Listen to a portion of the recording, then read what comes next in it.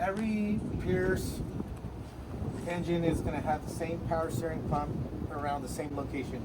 It's usually towards the back, driver's side.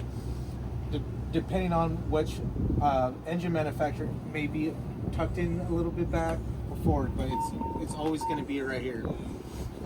And then you have your fuel filters, your primary, which is just going to be a screen, and your secondary is going to be like 10 micron filter. And depending on manufacturers, some of them have primers mounted integrated. And you would just unscrew it, lift it up, and you would pump. If it lost prime, it would be very loose, and you keep on pumping until this gets harder, and then you just screw it back in.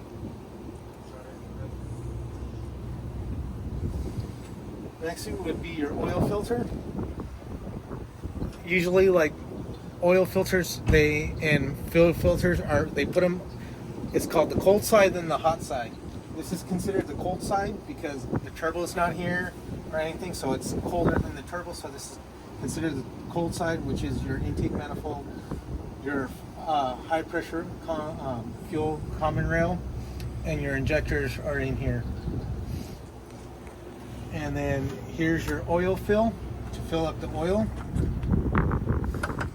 Usually on the cold side, sometimes they're on over there, and sometimes they're in the back. The gauges. This is your thermostat for your water. Usually they're on the top up here, on the top of the engine head, but Detroit likes to put them on the side. And majority of other engines, air compressors down here, and the power steering is on here. On the Cummins, they're going to be in line. A lot of these engines have two belt systems. You got your main belt and then an accessory belt. So the fan's usually on the main belt, and the fan is locked in until the engine's on, and it has air pressure and it spins freely. So by default, the fan's always locked just in case you lose air, so the pressure, the fan's always running and it won't overheat. Okay. Let's go to the front. And then some engines have an oil level gauge, and it's down here. And you have a sight glass on one side, and that's where you can see oil. If you don't see black right here, you have no oil in the engine. Okay. I'm gonna jump in there.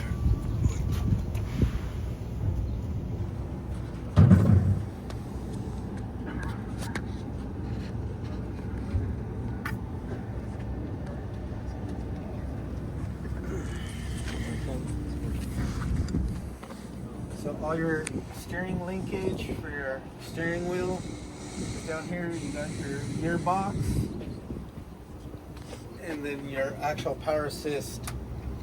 The actual power assist gearbox down here, and that's the shaft. Okay, in the front. Go to the front now.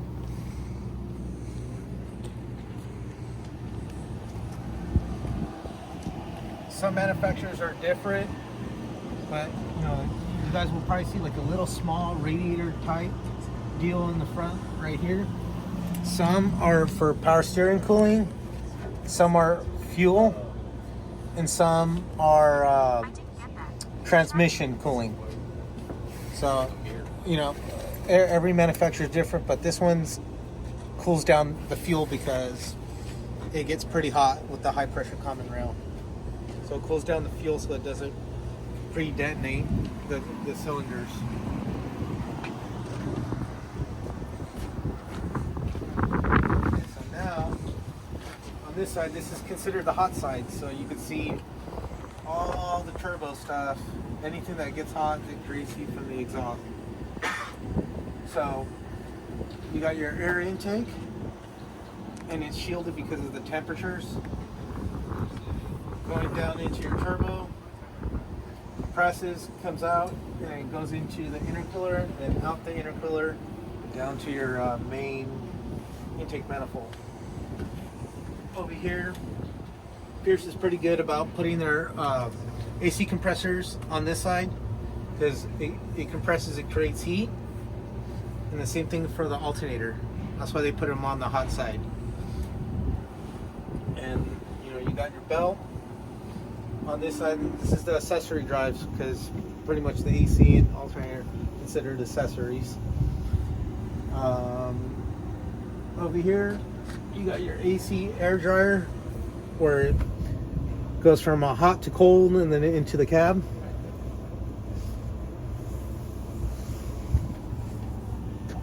Your EGR cooler is one thing you guys need to check. Mostly with the California emissions, this is the main thing, is the EGR. Just make sure there's no coolant leaks. Any coolant leaks, that's the main thing you're looking for on an EGR cooler, is coolant leaks. And we go down here. This is the exhaust, the flex pipe. Go down to your catalytic converter, the DPF system, and all that. Here's your Repto drive. That drives your pump coming off the back of the engine.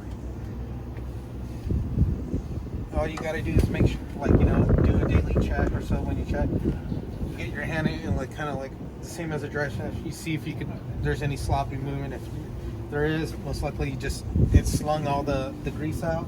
Give it a couple squirts of grease and it should be fine. Right here is where you check for your pump transmission gear oil.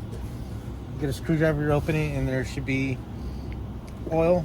To check this, you got to run the pump for at least 10 minutes first, or a couple minutes, and then shut off the pump and check the oil because you need the oil to circulate through.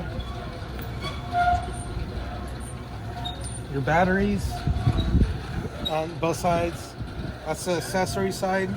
This is your starting side. So if you ever need a jump start, do this side. Hot side. This side. That's your starting circuit is on this side. So everyone tries to put them over there and it doesn't start. Just on this side. But usually you have two terminal blocks in the front where you can do that. Those terminals over there, Gabe, on the other side, at the bottom. Aren't they an accessory? Yeah, that's your jumping. That's if you can't tilt the cap. But say if you tilt it, and it's already, you can hook up your connectors here and you can jump it right here. Or you can use it. Yeah. But if the cap's tilted, you just hook it up here. You got under here, there's a filter for the hydraulic system that drives the hydraulic pump for the foam. And then there's another filter down there, a little canister for the filter for the fire pump. And Gabe, and these batteries are in parallel or series?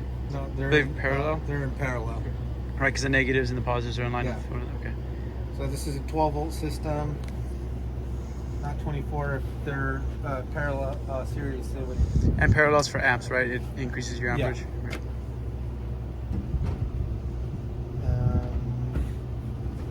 Go. You guys need stuff on the tires too? Yeah, whatever we can get.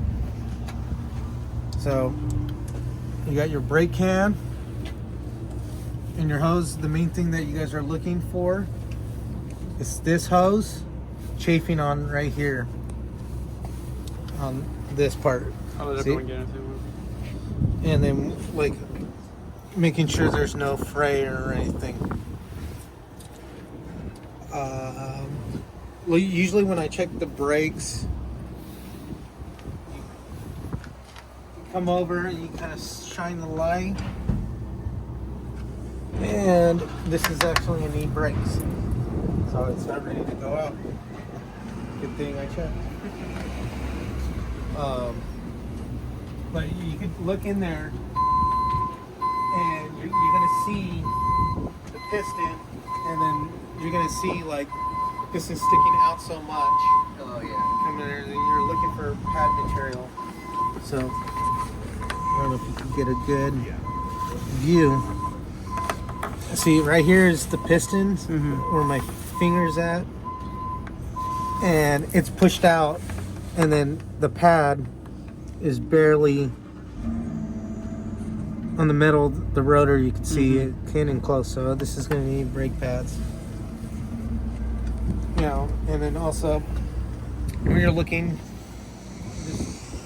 for steering linkage, anything, you know, loose. A good indicator, like if something's loose or broken, you'll see rust. That means something's loose. So if you don't see rust, it's tight. But that's how you can tell, like suspension parts. If you see rust around something, it's loose. The hoses, just make sure there's no leaks. And if you see sometimes like this, since we're getting into the cold weathers, it's going to shrink and stuff, and then people are going to say there's a leak. Like this one was leaking, and all it was just this hose needed to be tightened up because it was cold. And that's why there's a cold leak and a normal leak. Cold leak is when it sits overnight and everything's cold and it just leaks. When it's running, the leak stops. It's cold leak, and 99.9% of the time is just the clamps are loose and you just need to tighten them. Did you shut that breaker off on that spot? Yes. Okay, cool. That's so like, you know, sometimes like you just tighten it up and the leaks won't stop. Okay. Also, you know, when you're doing this checking, you're checking if there's gear oil. This one's still good because you can see through it. I take out the cap and I stick my finger and see if I just get fluid in there. It comes up to my finger, and then you're good. Filter, air filter, make sure it's secured. These are tight. You don't want it to suck up dirt and destroy stuff in there. And say you got a coolant leak, and it's over here. You have these petcocks, coolant petcocks, and this is usually for your heater. So there's times where they're leaking, and the coolant leak. You could just shut this off, and there's going to be one on the bottom, the return, and you can shut those off, and you can get home still and fill up the engine. So because a lot of the times coolant leaks are the heater hoses because they're on the hot side and everything, and they just leak. You just shut them off, fill it up with water, and get home. And then the hydraulic tank for the foam pump is going to be on the top. Some are inside, like the engine in there. Basically, when you're looking and inspecting, you're looking for leaks. You know, like if it's saturated, kind of just like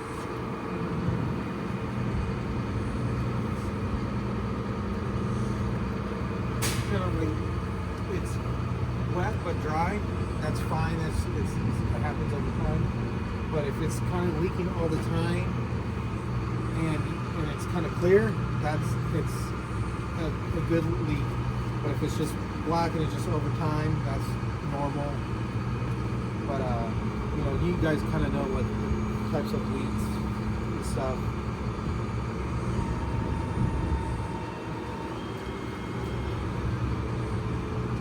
That's pretty much for the engine, and vice versa for the brakes too. We're looking through there and seeing all that. A lot of people are going the old way of this tire mark, these little triangle. That's not your wear bar indicator. Someone, you know, used to say that's your wear bar. That's not a wear bar indicator. That's where these little triangles tell you the wear bar, if you guys come look over here, see that triangle? There's a ridge all across. That's your wear bar. If the end of this tire hits the top of that triangle, your tire's still good. But there's a wear bar that goes across. Once that wear bar up there, that tire's out of service. You'll see a ridge in every triangle. But to put that in relation, that wear bar, if this tire hits this right here, this little ridge right here, it's out of service. That's your 230 seconds right there. This line across is 230 seconds going across. So that triangle is not a wear bar right here. If this tire goes It's just down an to the top, indicator of where the wear bar is. yeah. Okay. Caps, you know, I'm starting to put back this in here. Tony before that said we didn't need to do that, but it's a good thing to look. That's just to make sure that the lug nut didn't back off, you know. And then tire pressures, this one is the guinea pig, where we put 100 and 100 in the back instead of doing the 110. We changed the tires, and these tires are lasting a lot longer now, and everything's right before we're going through tires and everything. But we got it weighed out and everything, and this is the first one where it's actually lasting a long time. Part IDs. So the names of these, the upper lower brackets. I know here the torsion bar. Torsion bar, upper control arm, lower control arm, pitman arm, shock absorber, upper ball joint, lower ball joint. So if that's the pitman arm, is there a tie rod or no? Is it the same thing? Or? Pitman, they Pitman call it tire, pitman. okay. Yeah, they call And it. then this portion here that it's connected to, that cross member, what is that? This thing called?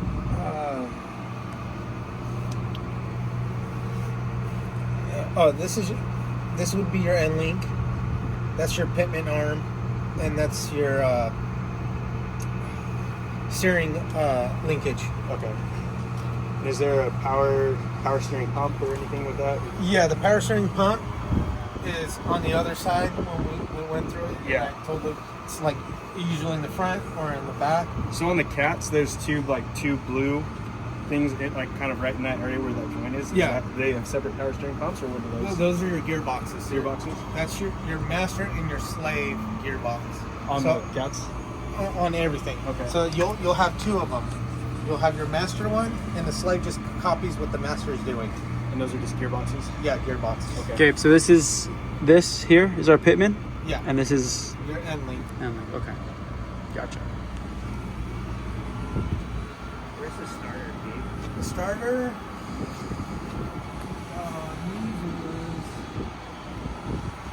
Question was, where is the starter? It's gonna be right here on your hot side. The starter is straight down. You can see it. I see it. Straight down, right there. Okay. The starter.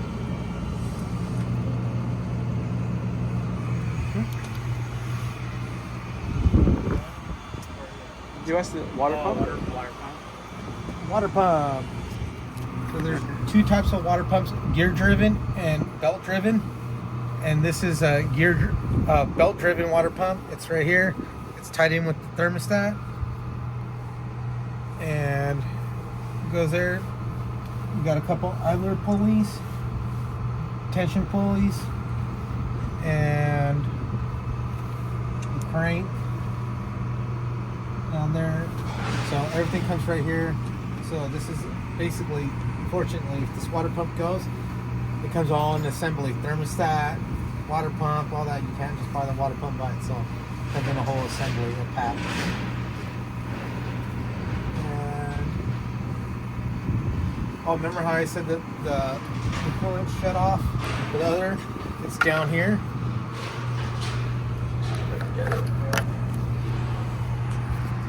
Oh yeah, the other turned off. Yeah.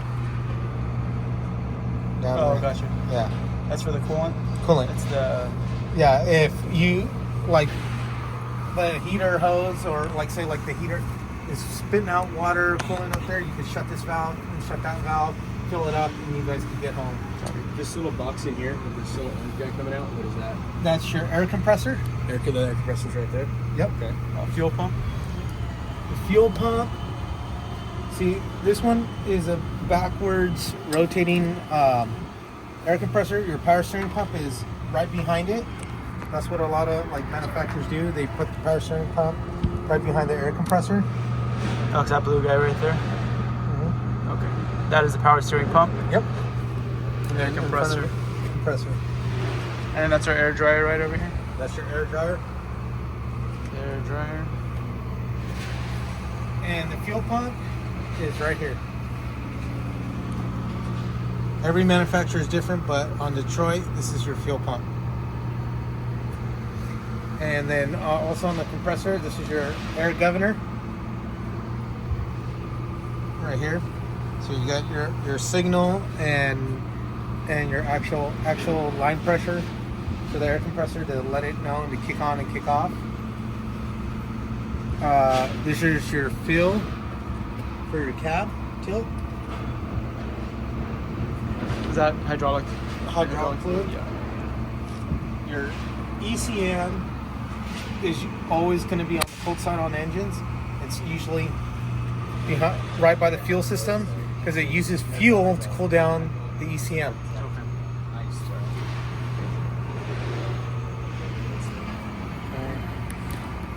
And then, you know, your transmission control module, your ABS control modules are usually in kind of by the same place. They're right there. Right there? Mm-hmm. What I'm looking at right now? Yep. Okay. ABS. Transmission, all that.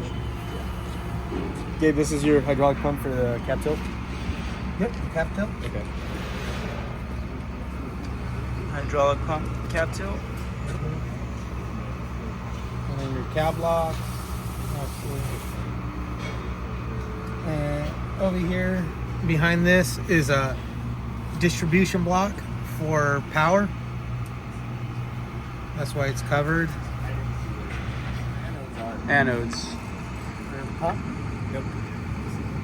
And so, you know, like if you guys go camping, there's anodes on water heaters and stuff, so it doesn't, all that. So the same thing applies to these water pumps.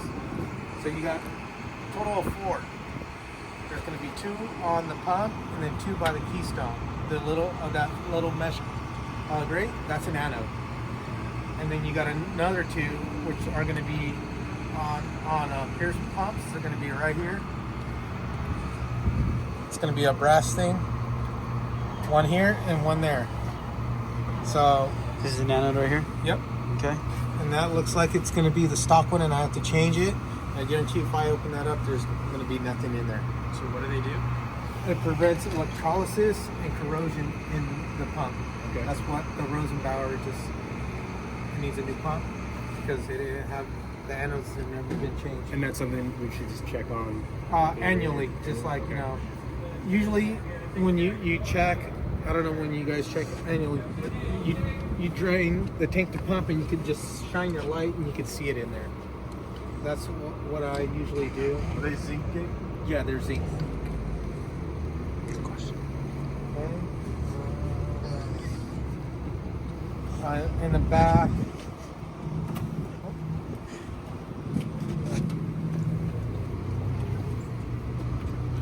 When you guys are under, you guys check the drive shaft and just move it around, make sure it's not loose. The same thing for your brakes. You know, you just stick your head in there and look. Main thing that you're looking for under is no chafing. You want to like have nothing like chafing the wires. If you see stuff, you know, majority of the time you can put a zip tie to, like that's what Pierce does and all that. It's just zip tied out of the way. But like the main thing is airlines. And then when you're under there, the step, there's going to be right under the module, and there's going to be a depth filter. serviceable once a year. You just gotta make sure there's no this crap around it, crystallization around that filter down there. Leaf springs, you gotta make sure. You could have a bottom one cracked, but if the top one is cracked in any kind of way, it's automatically out of service. If the middle one's cracked or so, or missing, you're fine. You know, we still have to change it, but you're still in service to get home. But if the top one is cracked or missing, you just stop it right there, out of service. You know, you can't move. That's the main one that you don't want missing. Do we have any rigs that ever operate for a long period with like the middle ones cracked or anything, or we change them out pretty quick? We change them out pretty quick. Okay. You know, we're in an area where we're not on bouncy roads all the time, so you know, like we're, you know, like if we're Hesperia, Victorville, Apple Valley, those dirt roads, then you're going to be going through them a lot. Okay. But over here, we're pretty good. These caps, you know, once a month or so, check them out. Make sure there's no fluid coming out. Usually they build up in here, and that's the gasket. But on the rear def, if you see fluid on the axle or the brakes, that's out of service because the seal's leaking, and we got to change that ASAP before we blow up an axle or so. Plug that in. Also, I like to do this at least once a month. That's at the very bottom. And a lot of people don't do that, and this is what eats up the pumps. All the sediment. That's what the anodes are doing, is protecting this from eating up the pump.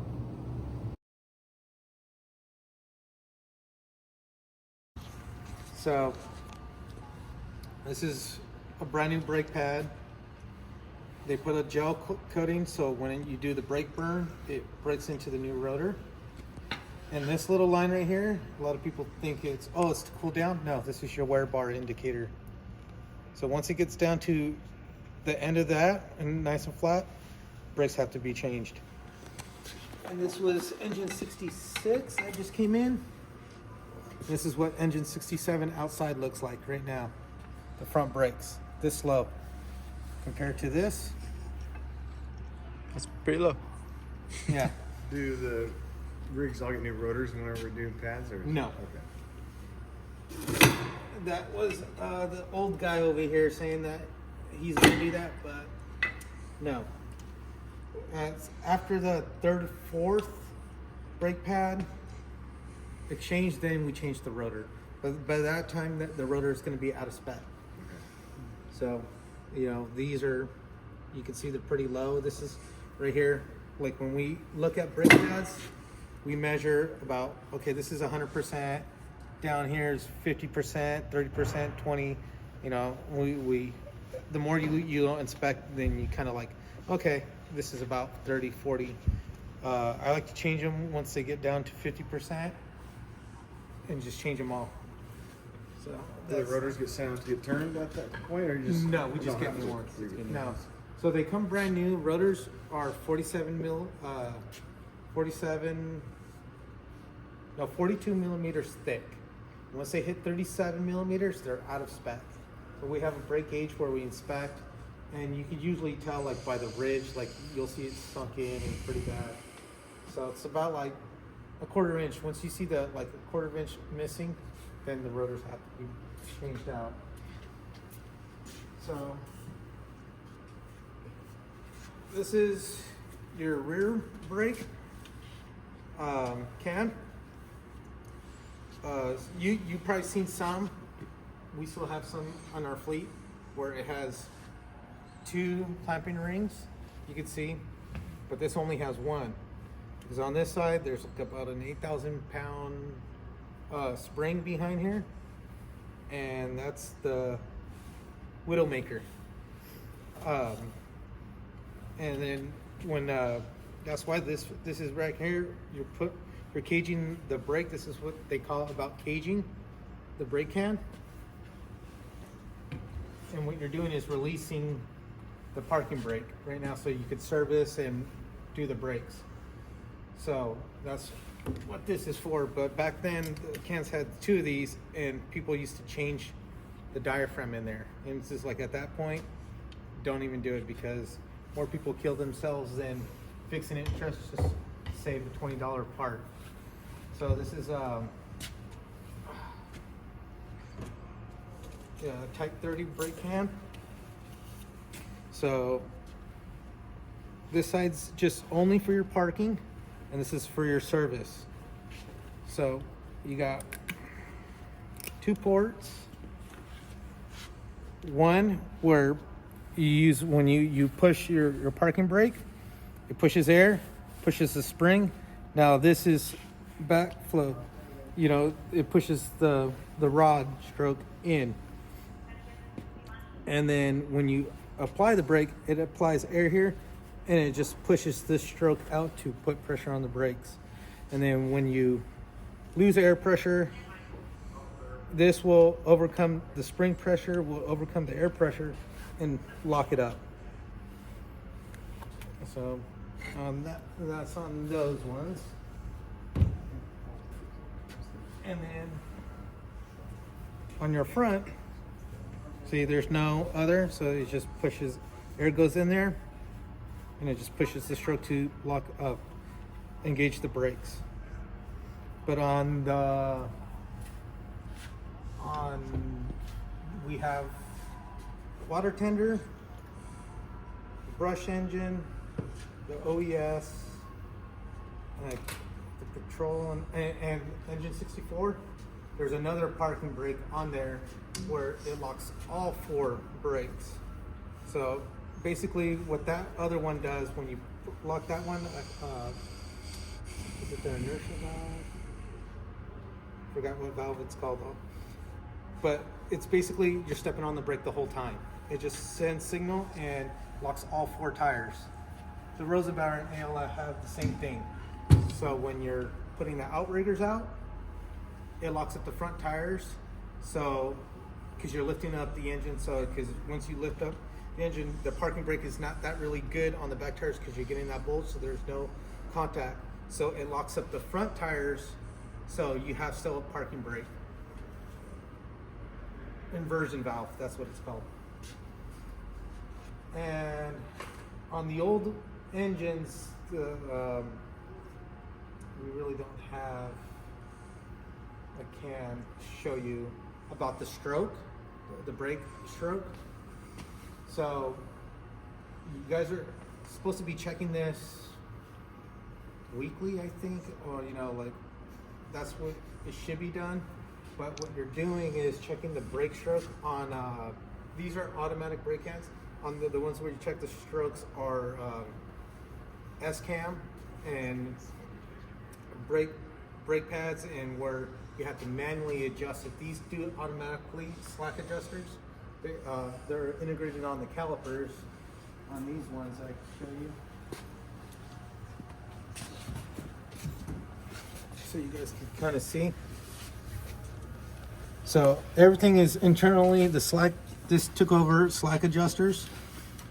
So back then the cans would go this way and then push a rod and turn air pressure to linear motion and to brake force. But now it's all gear driven inside where it automatically does it, and you don't have to do that. That is. But now with the brake stroke, we don't have any cans to show you, but there's going to be a rod with a slack adjuster that does that spot, and on the can it'll say like 2-inch stroke, 3-inch stroke, 4-inch stroke, and a lot of them say if it's a 2-inch, the max you can do is 1.5 inch stroke. From, like, you'll see it, there's going to be the end of the can. I'll show you on the can. So say the end of the can, this was probably.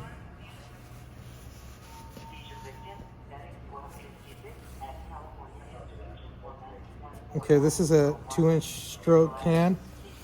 So basically, this can only go, the max stroke that this rod's going to push is 2 inches. But for it, in the trucking world, there's certain limits, you know, that it could go move in and out. So 1.5 inches is going to be the max. So when you check it, you release the air, and then you have another person apply the brake. This can only travel 1.5 inches, and you measure with the tape measure. What a lot of people do is they get like a Sharpie or so. Some of the, I'm pretty good about putting them on the trucks. You're gonna see like this ring, like a plastic ring around it. And then when you apply it, you measure from the end of the can to how far that is. So if that's like inch and a quarter, it's still fine. But if it's not, you're gonna go on these slack adjusters on there, and you're gonna start tightening it, and it's gonna make the stroke moving closer, where it will be within spec. There's a rod that's threaded. It's first like smooth, then it's threaded at the end, and then there's like clamp that goes right over this. So basically, when you step on the brake, this moves, and this turns S drum, and it applies the brakes. So if it's out of spec, you turn this, and what you're doing is just clocking the actual gear, so it's within spec, so it has that travel. So that's what the brake cam with the cam. And then ALF has that? The ALF and any drum brake. Okay. Any engine that has drum brakes. So that's going to be the brush engine, and I think the OES still use drum brakes, and they have that, so they'll have all that system. The water tender, the hazmat, and all that will have that. And then here's what I called it, inversion valve, where I was talking about it locks up all 4 tires instead of just the rear. On engine 4. Yeah, engine 4, the Rosenbauer, and the ALF. So basically, it's the same. What you're doing is putting brake pressure on the front tires. Basically, if you're stepping on the brake the whole time, air comes in, and then you have your outs for your left and right to lock up the front tires, and here's your controls of the valves, and then when you release it, releases, brake goes out, and everything. So this is what an inversion valve. So like sometimes, like engine 4, like you'll release the back tires, but you go and the tires are still locked up. This is the valve. It's going to be in the front of the steering. You'll see this valve. So that's one thing to know about, like, if you guys are ever on engine 4 or brush engines. The front tires are locked up, but the back tires are not, and it's still moving, but the front tires are locked up. That's the valve. So that's pretty much for brake.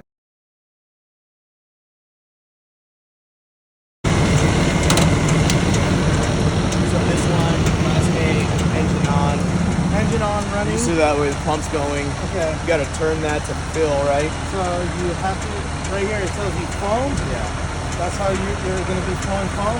If any time you need to fill, A or B, this has to be up. Okay. Does the pump need to be in volume mode or anything? No? Okay. Okay, so you Fill. select to fill tank Class A. Hit enter, it's going to start blinking. Press on. And it should start pumping.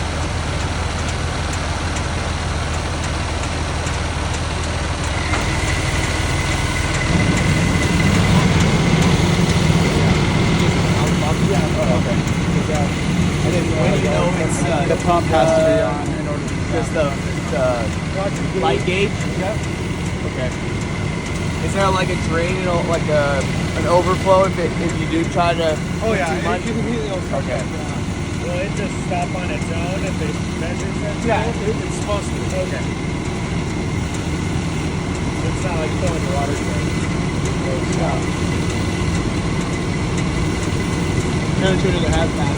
Call station 1 out here. We got a hazmatter in the house. Take care of it.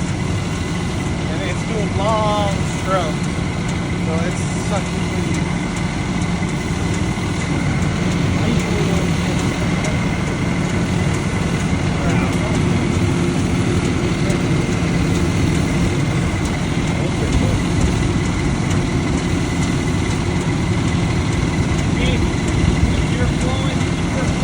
Oh, it says full.